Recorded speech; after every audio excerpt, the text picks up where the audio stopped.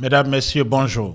Bienvenue sur Elvic TV. Il est 8 h en temps universel ce mercredi 22 janvier 2025. Merci de votre fidélité à Elvic TV et je vous invite à vous y abonner si vous ne l'avez pas déjà fait. Et puis n'oubliez pas de cliquer sur la sonnette qui apparaît sur votre écran afin de recevoir les alertes et les notifications chaque fois que nous sommes en direct. Vous êtes en compagnie d'Isaac Kofi depuis nos studios de Bamako et sans trop tarder, nous allons rentrer dans le vif du sujet de l'actualité du jour. En Côte d'Ivoire, comme vous le savez, c'est une année électorale et déjà le marigot politique est en ébullition. Dans le dictateur Alassane Dramane Ouattara, qui vient donc, qui est dans, je dirais, sur la voie de terminer son troisième mandat, un mandat illégal, veut encore donc se maintenir à la tête du pays par des actions donc qui visent à brimer l'opposition, à écarter cette opposition donc du processus électoral. Le dictateur se trouve actuellement en France, mais ses sbires, ses alliés sont donc très actifs sur le plan politique actuellement en Côte d'Ivoire. Il se trouve donc en France pour des raisons de santé, mais aussi pour plaider son cas auprès de son parrain, Emmanuel Macron, président de la République française, qui avait semblé donc comprendre les arguments d'Alassane Dramane Ouattara en 2020. Va-t-il encore une fois de plus soutenir Dramane Ouattara contre le peuple de Côte d'Ivoire, soutenir Alassane Dramane Ouattara dans ses crimes, les meurtres et les assassinats, de même que les enlèvements d'opposants politiques et aussi, comme on le sait, les détournements de deniers publics et le tripapouillage électoral. En tout cas, les Ivoiriens ont les yeux rivés partout, surtout vers M. Macron, mais surtout vers donc la communauté internationale dans son ensemble afin de mettre fin à la forfaiture d'Alassane Dramane Ouattara. Vous me posez la question de la Côte d'Ivoire. La Côte d'Ivoire, il y a un président qui s'exprime, qui dit « je ne ferai pas de troisième mandat ». Je crois, moins de 10 minutes après, je m'exprime sur les réseaux pour dire « formidable, c'est historique, ce que fait Ado ». Il se trouve que le candidat décède pendant la campagne. J'ai eu moi-même, comme vous le savez, puisque ça a été public, j'ai fait le maximum pour qu'un autre candidat intervienne. Je ne suis pas en charge du parti qui a proposé le candidat. Et donc, il a été dans une circonstance un peu exceptionnelle que vous avez vécue de plus près que moi, mais entre guillemets, et je ne peux pas lui reprocher d'avoir perdu celui qui était un ami, qui était son Premier ministre et qui avait vocation à être le candidat à l'élection, mais il l'a remplacé, c'est lui qui a été réélu. Et dans ce cas-là, il n'a pas pu tenir son engagement. Mais la France a été très claire dans la demande qu'il y avait de transition, de préparer une nouvelle génération et d'œuvrer à la réconciliation. Quand je vois ce qui a été fait ces derniers mois, c'est plutôt le chemin qui est suivi. Donc, j'appelle ça juste de la clarté et de l'honnêteté. Ces situations ne sont pas comparables, ce ne sont pas... Voilà. Et préparer une nouvelle génération et puis surtout donc et permettre la tranquillité, la réconciliation nationale. C'est ce qui est fait. En tout cas, en Côte d'Ivoire, il n'y a pas encore de réconciliation nationale avec le dictateur Alassane Dramane Ouattara, qui ne fait qu'emprisonner ses opposants, qui ne fait que brimer ses opposants, qui veut organiser une élection en excluant donc tous les autres acteurs importants de la scène politique en Côte d'Ivoire. On espère bien que la communauté internationale qui est sensibilisée donc à la question ivoirienne saura prendre les décisions qu'il faut, car le dictateur, avant de s'envoler pour la France, a déjà donc mis en état d'alerte maximale ses forces de répression qui doivent être prêts afin donc de mater tous ceux qui oseraient sortir pour dénoncer la forfaiture actuellement en cours. Mais comme on le sait, le régime a échoué. Et les exemples sont légion donc dans le pays. Comme on le voit, c'était des affiches de campagne du candidat Alassane Dramane Ouattara, candidat donc exceptionnel en 2010, qui finalement s'est imposé avec le soutien de l'armée française, cette armée qui est en train de quitter le pays. On le voit donc, ne donne pas ta voix au chômage. Aujourd'hui, en Côte d'Ivoire, le taux de chômage, selon la Banque africaine de développement, est de plus de 80%. Voilà, selon le régime donc d'Alassane Dramane Ouattara du RDR, il y aurait 2% 30% de chômeurs en Côte d'Ivoire, ce qui n'est pas donc une réalité. Ne donne pas ta voix à la corruption. En Côte d'Ivoire, selon même le même RDS, selon le gouvernement donc de ce parti, et chaque année, il se paie plus de 3 000 milliards d'argent public détourné donc, sous la gouvernance d'Alassane Dramane Ouattara qui dénonçait à l'époque la corruption sous Laurent Gbagbo.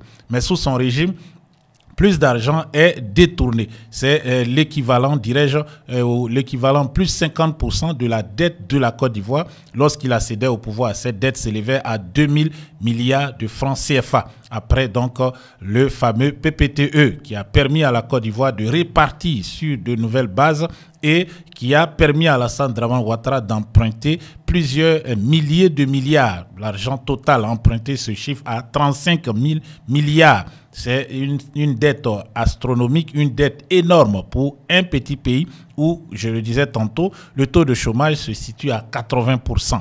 Ensuite, vous le voyez, ne donne pas ta voix à l'échec scolaire. L'échec scolaire sous le RDR est une réalité.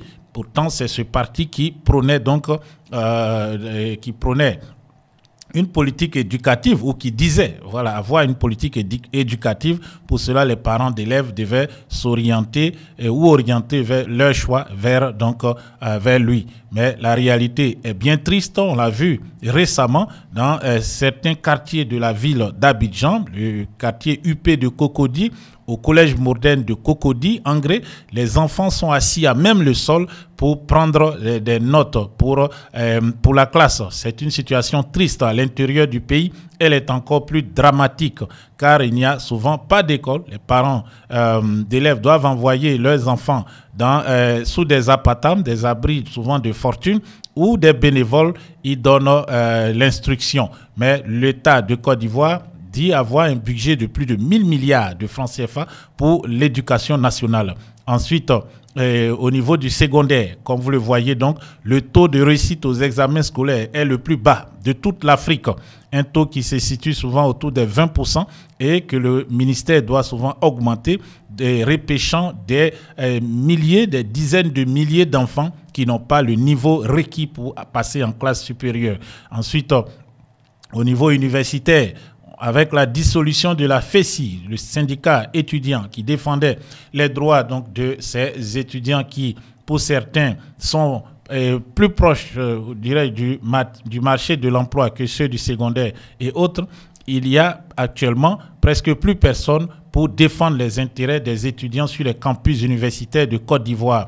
Les étudiants sont abandonnés à leur sort, livrés à eux-mêmes. Certains dorment à la belle étoile sur le campus. Des jeunes filles, souvent, sont donc à la merci des prédateurs sexuels et doivent prendre leur douche dehors et doivent dormir dans les amphis car ils n'ont pas d'argent, ou les jeunes aussi n'ont pas d'argent pour se rendre dans des quartiers éloignés, payer le transport 1 à 2, voire 3 fois par jour. Sous le régime du président Félix Houphouët-Boigny et du président Henri Konan Bédié, tous les étudiants bénéficiaient d'une carte de bus qui leur permettait de se déplacer. Il y avait assez de bus donc qui couvraient les trajets à Abidjan. Aujourd'hui, l'échec scolaire est une réalité avec le RDR, avec la première femme qui fut ministre dans leur gouvernement, Kandia Kamisoko Kamara, qui a donc détruit le système scolaire ivoirien. Et ensuite, elle est allée à d'autres fonctions où elle a encore donc, fait parler d'elle dans le mauvais sens là-bas. L'éducation nationale est méconnaissable aujourd'hui en Côte d'Ivoire. Ajouté à cela, donc, il faut parler de cette politique donc, qui vise à abrutir la jeunesse, à lui faire croire que la facilité est ce qui triomphe. Et aujourd'hui, les jeunes Ivoiriens, pour leur enlever le goût de la politique, le goût du questionnement, sont donc attirés par des influenceurs qui sont payés donc par le régime donc de M. Alassane Dramane Ouattara. Et le RDR disait aussi, ne donne pas ta voix à la pauvreté. Aujourd'hui, le taux de suicide en Côte d'Ivoire est le plus élevé de toute l'Afrique et l'un des plus élevés au monde. La pauvreté, c'est le quotidien des Ivoiriens. On se rappelle des destructions des maisons, des destructions des coups de quartiers même entiers et des personnes jetées à la rue qui, avant, comme on peut le voir peut-être sur cette affiche, avaient au moins une cour commune. Mais aujourd'hui, ils doivent dormir dans les cimetières et sous les ponts. Donc, des Ivoiriens se jettent des ponts, se jettent dans la lagune ou même se pendent et autres. Voilà, c'est une situation déplorable tant la pauvreté bat son plein. Le seuil de pauvreté aujourd'hui en Côte d'Ivoire est l'un des plus élevés dans la sous-région, mais dans presque toute l'Afrique, car la Côte d'Ivoire est l'un des derniers pays dans l'indice de développement humain. Le président Thiam avait parlé donc de l'IDH et le RDR s'était fâché. Malgré donc cet échec visible par toute la population, M. Alassane Dramane Ouattara veut donc veut briguer un autre mandat. Et les Ivoiriens donc se posent la question, faut-il accepter cela? Non, beaucoup de gens s'y opposent, comme on le voit Tikendia Fakoli, qui fut un soutien indéfectible de M. Ouattara, affirme ici, et dans le journal Soir Info, depuis Dakar au Sénégal, les gens pensent que c'est en faisant le bitume, les ponts, qu'ils vont rentrer dans l'histoire. C'est à travers des actes qu'on rentre dans l'histoire. Alassane Dramane Ouattara a-t-il, durant ces 14 dernières années, posé assez d'actes pour rentrer dans l'histoire? Tikendia Fakoli répondra par la négative. Tikendia, donc, qui, depuis que le RDR est au pouvoir, est demeuré en exil au Mali. Au Mali, donc, pays de l'AES actuellement. Il fait une tournée dans la sous-région. Peut-être qu'il reviendra bientôt en Côte d'Ivoire afin de contempler lui-même la politique de celui qu'il a soutenu bec et ongle dans les années 2010 et 2011. Voilà. Vous êtes sur Elvic TV. Merci à ceux qui nous rejoignent actuellement. Je tiens à rappeler qu'un deuil frappe le porte-parole principal du RDR RHDP, Kobena Kwasi Adjoumani. En effet, Kobena Kwasi Adjoumani, qui est aussi ministre d'État, ministre de l'Agriculture, a perdu donc sa mère, sa génitrice. Voilà, Madame Adjoumani est décédée dans le Zanzan. Kobena Kwasi Adjoumani observe donc le deuil et ne prendra pas la parole sûrement pour s'attaquer à l'opposition comme il a fait durant ces dernières années et surtout de façon active et agressive depuis l'arrivée du président Cheikh Tidiane Thiam pour prendre la tête du PDCI RDA. Voilà, donc nous souhaitons, ou du moins nous présentons nos condoléances les plus attristées à M. Kobena Kwasi Adjoumani. Le RDA aussi, retenez-le, a lancé un bras de fer face à Laurent Gbagbo qui a répondu. Le parti de Laurent Gbagbo a donné un ultimatum au RDR. Je vous en parlais au cours de notre édition d'hier soir. Et donc, après cet ultimatum, ce sont les menaces qui fusent de partout, comme ce compte Facebook, Papa Ado, qui n'est pas géré par M. Alassane Dramane Ouattara lui-même, mais par une personne donc qui se dit proche ou bien qui se réclame de lui. Et il se poste à poster le message que vous voyez. Excusez-moi, donc, ce compte Facebook a posté ce message que vous voyez. Le président le plus baïté de l'histoire. L'homme qui a légitimé et enrichi ses opposants, même quand ils ont pris Kalash, entendez par là Kalachnikov, contre lui, ou ont pris des armes contre lui. L'homme qui voulait plaire à la France pendant que les Français massacraient son peuple.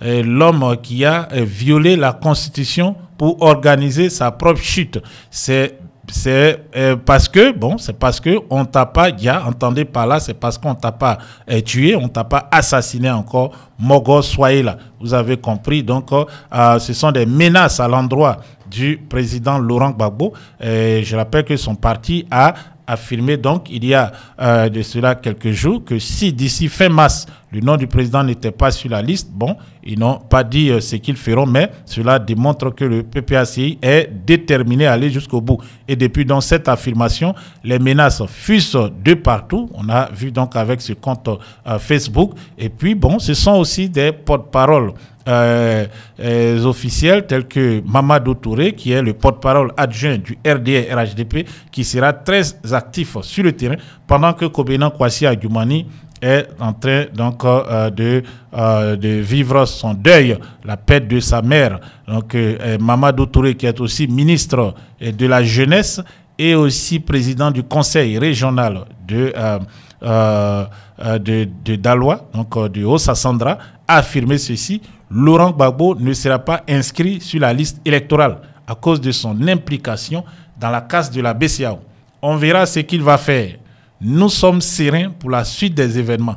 Avec Alassane Ouattara, c'est un coup KO. Un coup KO, c'était la pancarte que brandissait M. Alassane Dramane Ouattara au cours de son meeting en 2010. Et c'est ce qui s'est passé, c'est ce qu'il a fait.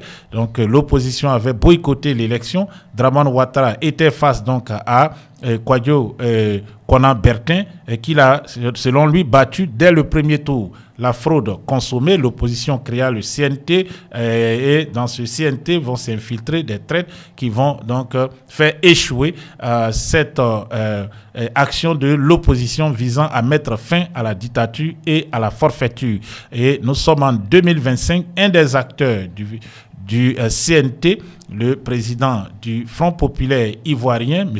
Pascal Affi-N'Guessan, a pris la parole donc au cours de la traditionnelle cérémonie de présentation des vœux au sein de son parti pour affirmer ce qui suit: l'élection apaisée en octobre 2025 se prépare maintenant dans le cadre d'un dialogue politique national franc et sincère. En tout cas, je pense que c'est un vœu de M. Pascal Affi-N'Guessan.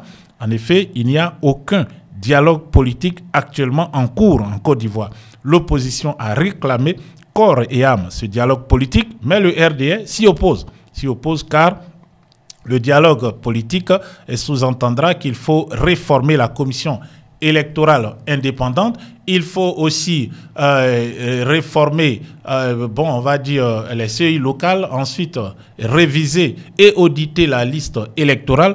Autant de choses qui ne sont pas, en tout cas, en faveur du maintien au pouvoir par la fraude du RDR de M. Alassane Dramane Ouattara. Donc, comme vous le voyez, donc, tous les acteurs politiques réclament donc cette révision de la liste électorale et puis aussi surtout le dialogue politique afin que le pays puisse connaître une élection apaisée, une élection inclusive, une élection transparente, une élection ouverte à tous et à toutes.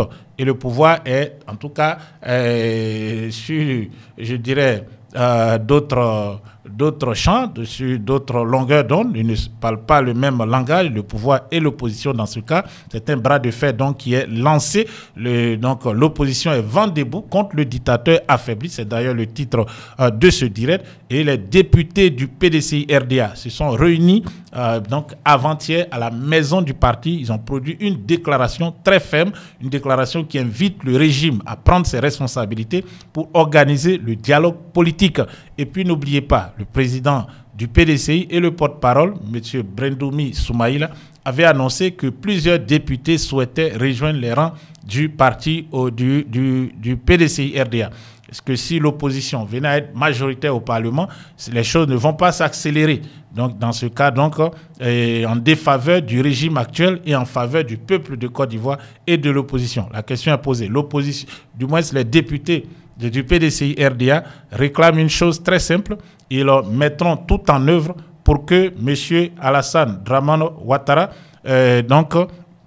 puisse lancer ce dialogue politique afin que donc l'opposition soit, disons, l'élection soit transparente. Il compte même faire appel à l'ONU et à l'Union européenne afin que l'élection donc qui va se tenir en octobre, si est-ce qu'elle se tient, soit la plus apaisée possible. Écoutons-les. L'Assemblée nationale, son analyse sur la situation de la commission électorale indépendante, de la loi électorale, de l'identification et l'enrôlement, du découpage électoral et fait des propositions d'orientation pour des élections apaisées, démocratiques et crédibles.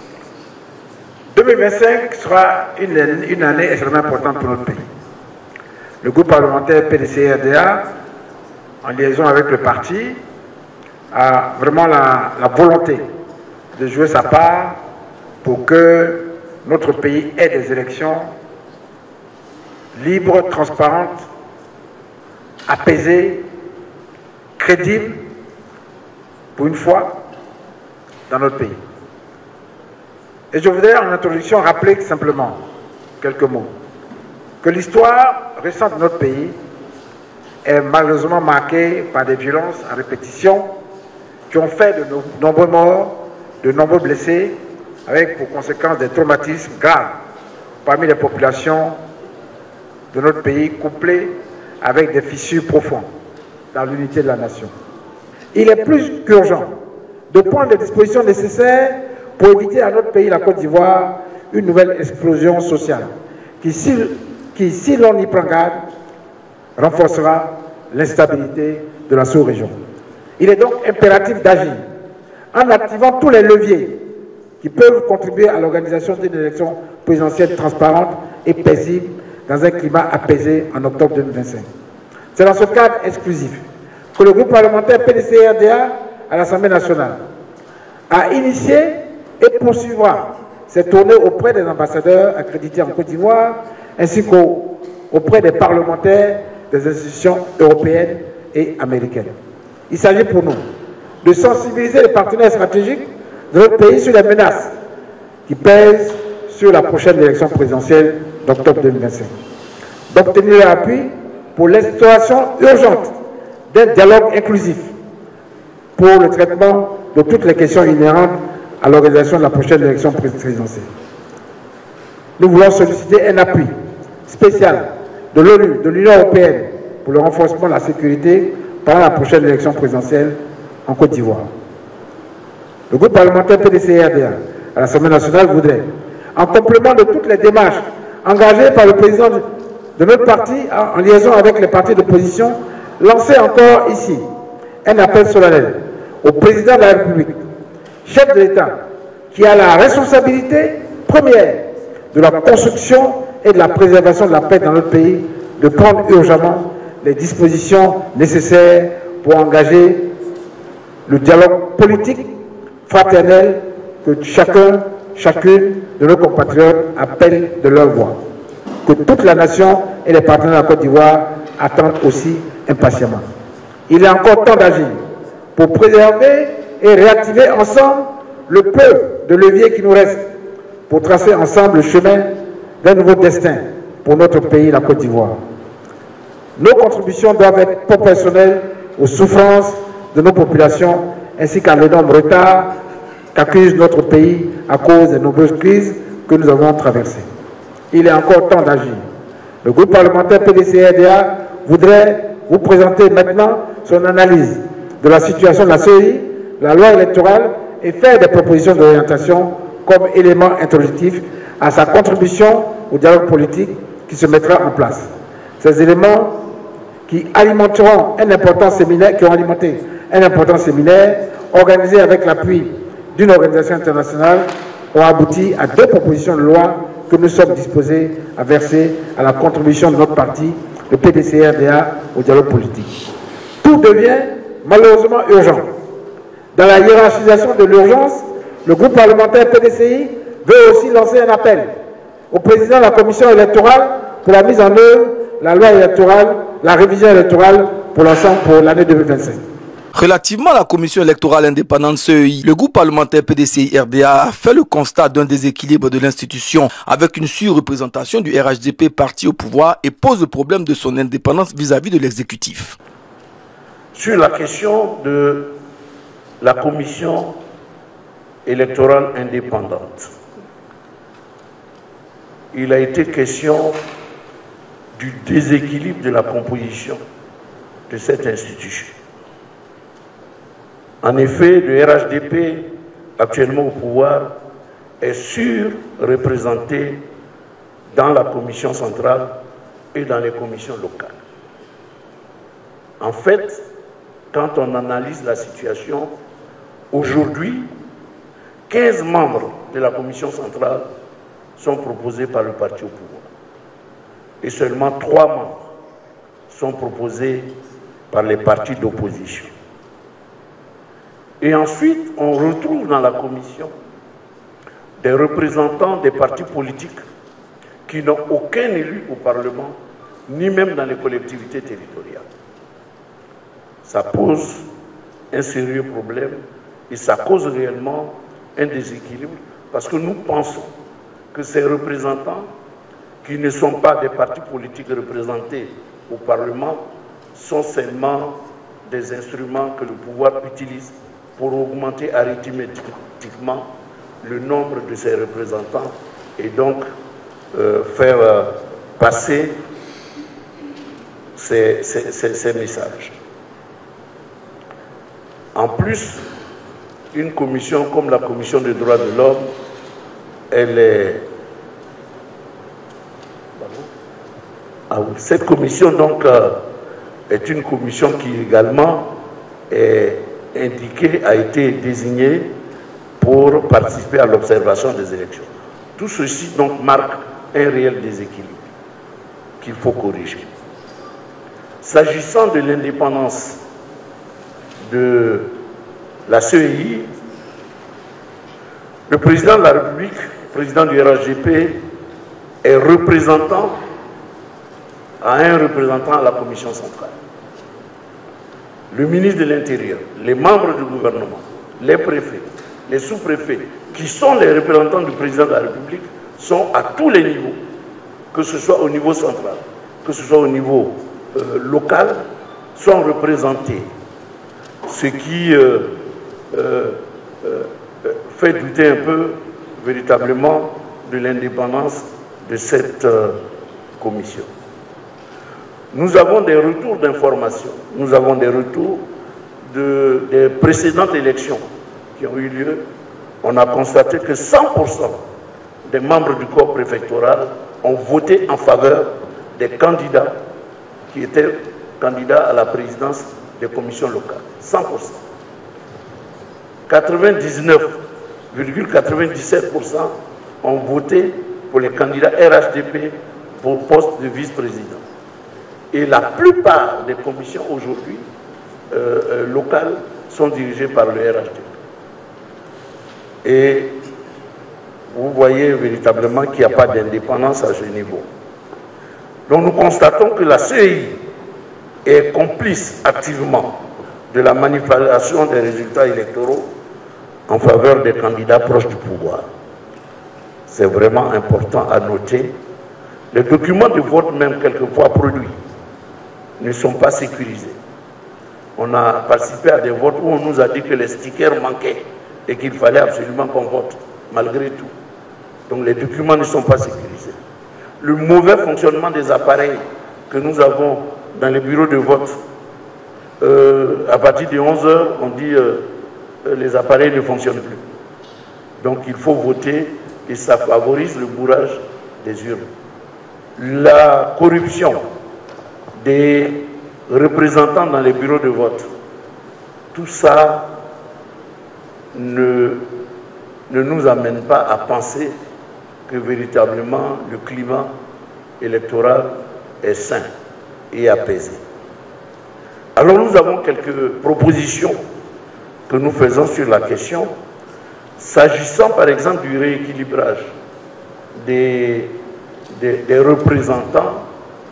Nous disons simplement que ne peut être représentant d'un parti politique dans la commission centrale que les représentants des partis politiques qui ont des élus au Parlement.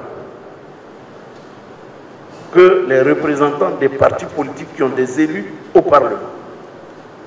Ne peut être représentant dans une commission locale, ne peut être membre d'une commission locale que le représentant d'un parti politique qui a des élus au Parlement ou qui a des élus dans les collectivités locales.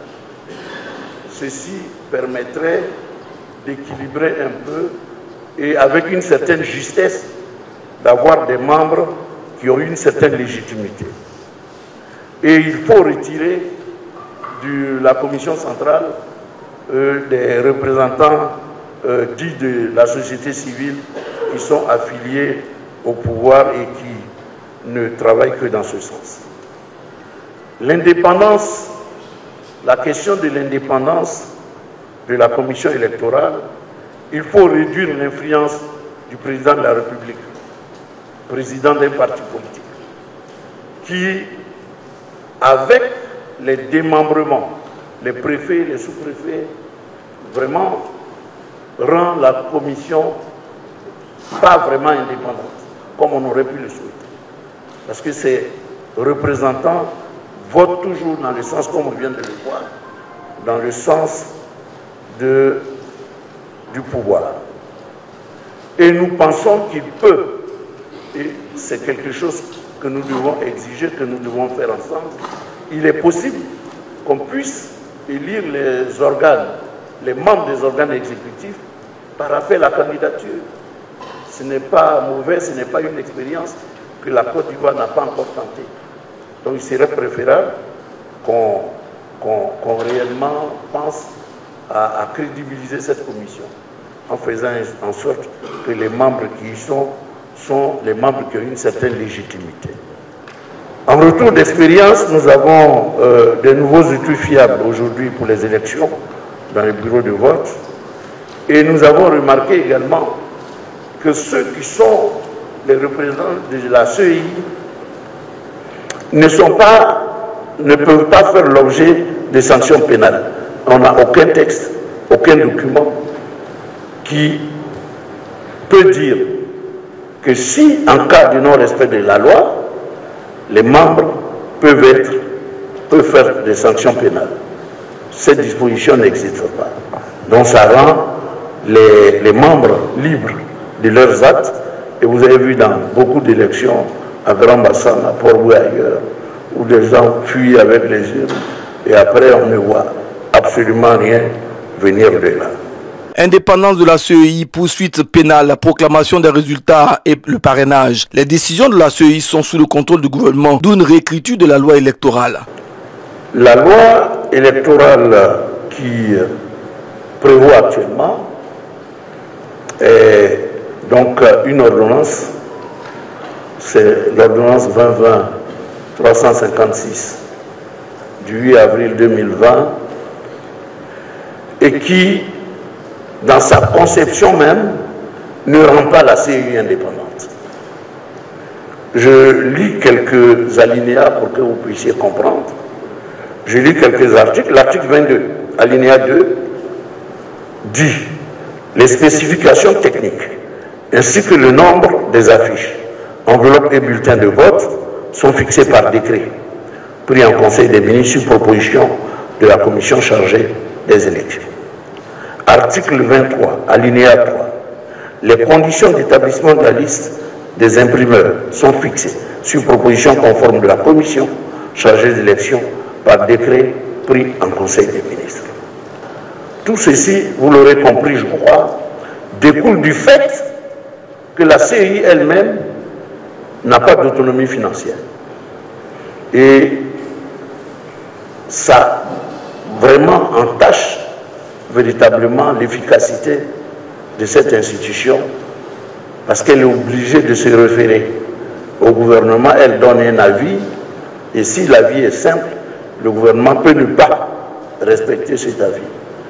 Bon, c'est pour ça que souvent nous proposons que les avis soient conformes.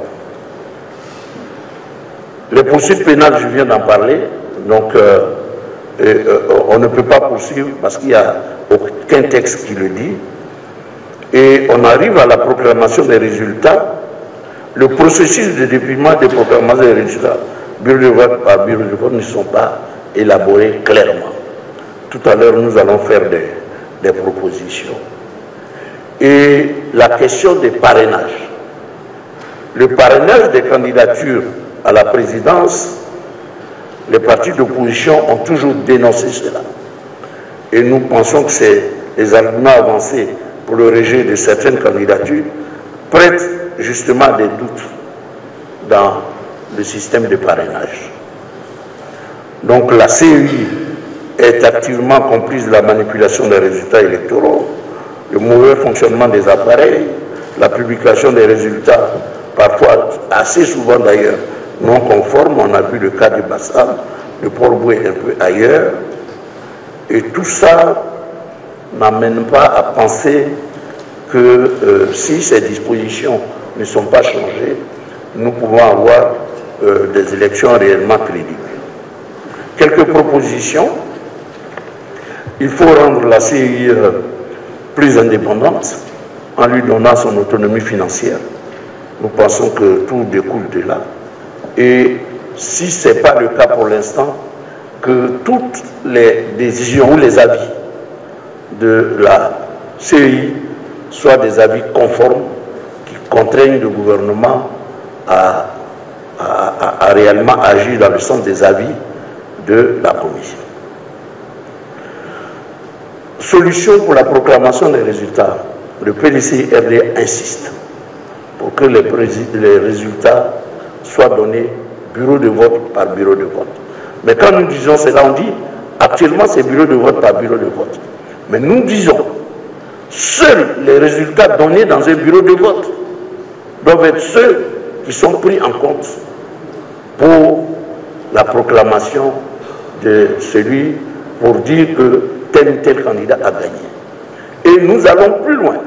Nous disons que la proclamation des résultats, les résultats obtenus dans un bureau de vote, doivent être sécurisés par la nouvelle technologie de blockchain qui permet de fiabiliser et qui fait qu'on ne peut pas violer les résultats qui ont été donnés.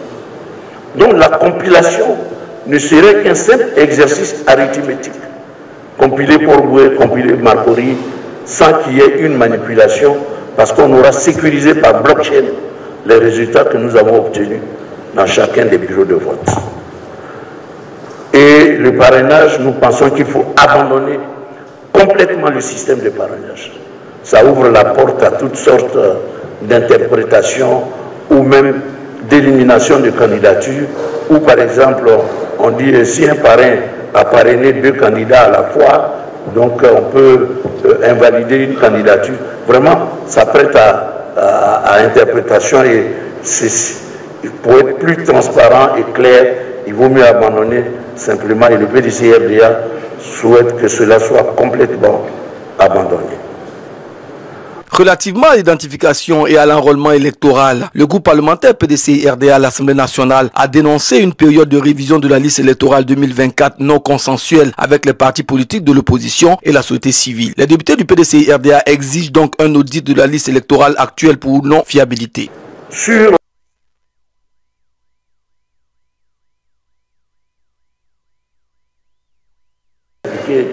que nous sommes 29 millions d'habitants, on n'a seulement que 8 millions d'électeurs. Si on se confère au standard de notre région ou même au standard international, c'est 40% qu'il faut. Donc il y a 4 millions d'électeurs qu'il faut rechercher pour qu'on arrive à faire 12 millions. Et donc ceci paraît tout à fait normal. Ce que nous pensons, c'est qu'il faut favoriser l'inscription des Ivoiriens sur la liste électorale. En facilitant les tâches, on a eu à la dernière révision électorale quelques dispositions qui sont bien, c'est-à-dire notamment le certificat de nationalité gratuit, mais on peut aller plus loin pour que des Ivoiriens s'inscrivent massivement sur les listes électorales. Mais concernant ce sujet, mon collègue va en parler tout à l'heure quand il va prendre la parole. Donc les listes électorales existantes, la liste existante est une liste électorale dans son actuel, elle n'est pas fiable. Et ça, il faut le dire tout net. Elle n'est pas fiable avec son lot d'informations caduques, présente de milliers de décédés sur la liste, double inscription des maires comptabilisant des dizaines de voix d'enfants, voire des centaines.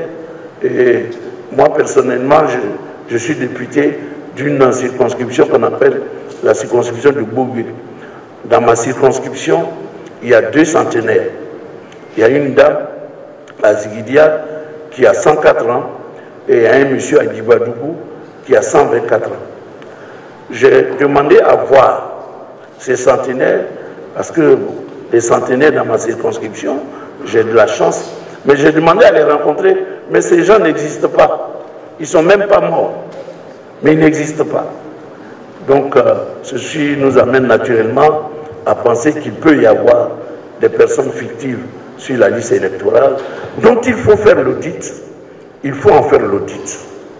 Parce que l'audit, qu'est-ce que c'est? Parce que souvent on dit audit, vraiment je ne suis pas un économiste, mais ce sont des opérations pourtant simples. On demande simplement qu'on analyse les données statistiques par tranche d'âge, qu'on détecte les doublons et les incohérences. C'est des choses faciles à faire. On vérifie surtout les documents administratifs ayant servi à l'inscription sur la liste électorale. C'est vraiment un élément important. Et au niveau local, détection des personnes décédées. Ce sont des opérations simples. Audit est peut-être un gros mot, mais ce sont des opérations simples que nous pensons qu'il faut faire. Nos propositions d'orientation.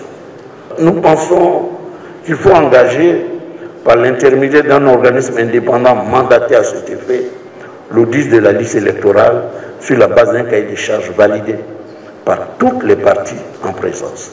Assurer le suivi de cette importante mission par un comité de contrôle et de suivi au sein de la CEI même. Serait comme un comité d'équité, comme on en voit dans beaucoup d'entreprises. Les membres de ce comité pourraient être recrutés par appel à candidature. Enfin, le groupe parlementaire PDCI-RDA juge le découpage électoral inéquitable et déséquilibré, avec pour conséquence de fausser le jeu démocratique. Tout le monde sait aujourd'hui que le découpage électoral que nous avons est basé sur les critères qui sont généralement la population, le pays rural et la superficie. Les proportions seraient respectivement de 55% pour la population, 20% pour le pays rural, 25% pour la superficie. Ou alors 75% et 75% population, 25% superficie. Le nord de la Côte d'Ivoire, avec moins d'un tiers de la population, compte plus du tiers des sièges électoraux du pays. Cette pratique en cours conduit à un découpage inéquitable et déséquilibré, dont les disparités sont à craindre. À titre d'exemple, sur la base du fichier électoral des élections législatives de 2021, les 11 régions du Nord, avec une population électorale de 1 281 303 électeurs, disposent de 72 sièges de députés, contre 31 sièges, pour une population électorale de 2 051 399 électeurs dans le district d'Abidjan. L'ensemble des autres régions de la Côte d'Ivoire totalise 152 sièges de députés avec une population électorale de 4 049 377 électeurs.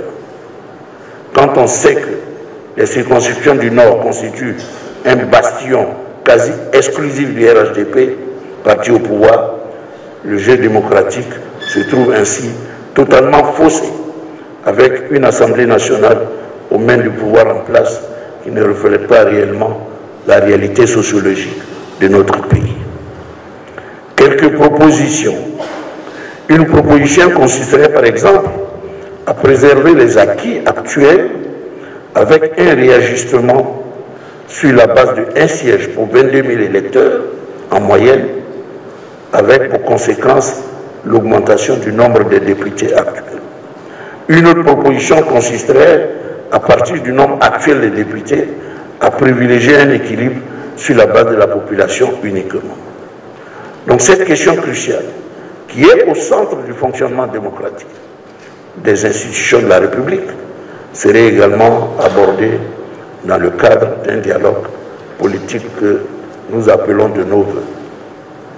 En conclusion, le groupe parlementaire PDCI-RDA de l'Assemblée nationale voudrait informer l'opinion nationale et internationale du fait qu'après cet important travail d'analyse et de recherche de solutions aux problèmes posés par les questions électorales en Côte d'Ivoire, qu'il dispose donc aujourd'hui de 2 propositions de loi sur la réforme de la CEI ainsi que sur la loi électorale. Ces propositions de loi constituent des contributions à faire dans le cadre du dialogue politique qui se mettra en place, ou du moins nous l'espérons. Elles ont été élaborées dans le seul objectif d'apporter une valeur ajoutée à la construction de la démocratie et de la paix dans notre pays. La question de la proclamation des résultats des élections, bureau de vote par bureau de vote, pourrait à elle seule faire l'objet de la présentation détaillée d'un processus que nous allons éventuellement mettre en place, passant du dépouillement à la proclamation des résultats dans les bureaux de vote. De nombreux dysfonctionnements ont impacté négativement la révision de la liste électorale en 2024. Le groupe parlementaire, dans une déclaration, a invité la CEI à l'organisation d'un nouveau recensement électoral en 2025 au mois de février. Voilà, donc en somme, nous avons écouté, dirais-je, la partie importante donc de cette conférence de presse. Bon, c'est aussi important donc concernant les irrégularités qui ont été observées au cours de la révision de la liste électorale en 2024. Et bon, il faut remédier à ces dysfonctionnements pour que la révision de 2025 soit une révision qui est, je dirais, plus crédible. Et puis, comme on le voit, le RDS se refuse à cette révision donc de la liste électorale de 2025. Les points saillants donc de cette conférence de presse, comme vous avez pu l'entendre des deux intervenants antérieurs, le président du groupe parlementaire du PDCI-RDA à l'Assemblée nationale, M. Simondo, et aussi M. Likan, qui est député aussi pour le compte du PDCI-RDA à l'Assemblée nationale. Donc, il est question d'abord de permettre donc une réforme de la commission électorale indépendante qui est actuellement dominée par le parti au pouvoir dans ses différents donc à travers ses représentants qui sont de divers je dirais sources, de divers démembrements tels que les préfets, les sous-préfets, le corps préfectoral donc, et puis aussi les ministères, et puis le président lui-même et le parti politique, le RDA, donc RHDP. Donc il faudra réformer cette CEI pour qu'elle soit représentative donc de la diversité politique dans le pays. Ensuite, il est question aussi de réviser la liste électorale et de l'auditer pour y extraire les personnes décédées et ceux qui y sont frauduleusement. Et il y a aussi la sécurité même du scrutin à venir. Est-ce que le RDA est prêt à ce que ce scrutin se passe donc en quiétude, en toute quiétude, et puis surtout qu'il y ait donc ce que je vais appeler la transparence et puis aussi l'inclusivité. Donc ce sont donc des propositions déjà d'abord identifier les problèmes, ensuite proposer. Donc c'est ce que le parti au pouvoir, donc du moins ce que le groupe parlementaire du PDCRDA a fait, et le groupe parlementaire va proposer donc deux projets de loi à l'Assemblée nationale qui a ouvert ses portes dès ce mois pour cette nouvelle année parlementaire 2025. Voilà, qui est d'ailleurs la dernière en exercice pour ce Parlement. Le prochain vote aura lieu en mars 2026. Donc, on va dire, en fait, ils vont juste terminer cette année 2025. Et puis, le groupe parlementaire du PDCRDA appelle aussi à la communauté internationale à sécuriser le scrutin et à veiller aussi du moins à sa régularité. Voilà, en tenant compte de toutes ces propositions qui ont été faites, que nous avons aussi résumées ici. Donc, comme on le voit donc, rien n'est encore gagné. Le RDA est donc opposé à toute réforme, il résiste à toute réforme. Il appartiendra aux partis de l'opposition, le PDCI, les autres, le PPACI, le MGC, le COGEP, etc., afin d'avoir une élection qui est ouverte, transparente et puis bon, qui va refléter le choix des Ivoiriens au soir du 25 octobre. Ensuite, s'il y a un second tour et les élections aussi des députés à venir. Donc c'est un peu la situation du moment. Pour le moment, le RDR se refuse donc à toute réforme à travers les déclarations de ses principaux porte-parole.